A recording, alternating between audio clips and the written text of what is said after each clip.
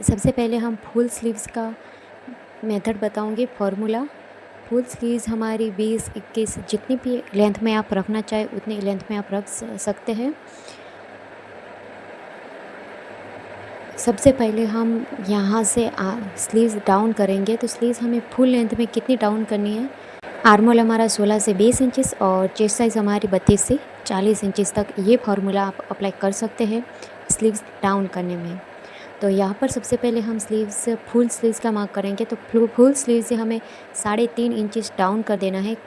ये 32 से 40 इंचेस में आपको 3.5 इंचेस डाउन करना है। और यहाँ पर आपका जितना भी आर्म होल आया उसका हाफ करके आपको यहाँ से ऐसे मार्क करके आपको स्लीव्स का राउंड शेप दे देना है। अगर आप पहली बार बिगनर है, पहली बार शेप दे रहे हैं, आपको ये शेप नहीं आता, तो यहाँ से आप 2 इंचेस ले लीजिए और फिर दोनों पॉइंट को मिलाते हुए आप एक स्ट्रेट लाइन ड्रॉ कर दीजिए और 2 पॉइंट ऊपर की ओर लेते हुए आपको ऐसे राउंड शेप दे देनी है 2 पॉइंट को मिलाते हुए। और फ्रंट पार्ट की कटिंग करने के लिए जो आपने स्ट्रेट लाइन ड्रॉ की है वही आपको रखनी है, सिर्फ आपको राउंड शेप करते हुए दोनों पॉइंट से मिला देनी है जैसे मैंने मिलाई है। ये हमारा फ्रंट पार्ट है और ये हमारा बैक पार्ट रहेगा।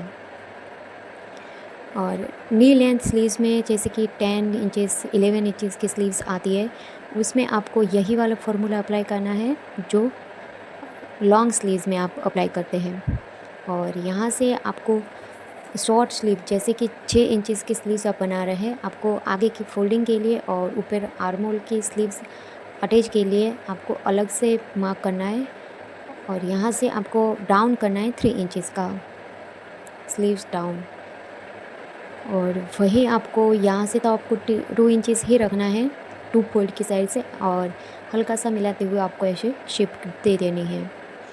अगर आप 4 इंचेस की स्लीव्स बना रहे हैं तो आपको यहाँ से 2.5 इंचेस माइनस करना होगा।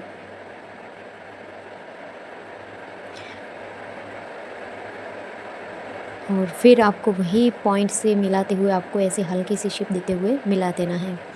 और फ्रंट में आपको 2 पॉइंट का ही आपको फ्रंट पार्ट कट करना है स्लीव्स में, ज़्यादा गहरा खड्डा नहीं करना है।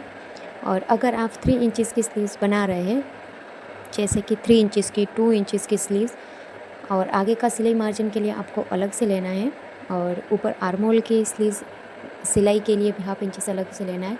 तो आपको डाउन से आपको 1 इंचेस आगे की ओर चला जाना है। जैसे कि हमें यहाँ से 3 इंचेस ले आए तो वहाँ से हमें 4 इंचेस डाउन कर देना है और ऊपर से आपको 2.5 इंचेस ही रखना है, इनसे कम मत रखिएगा।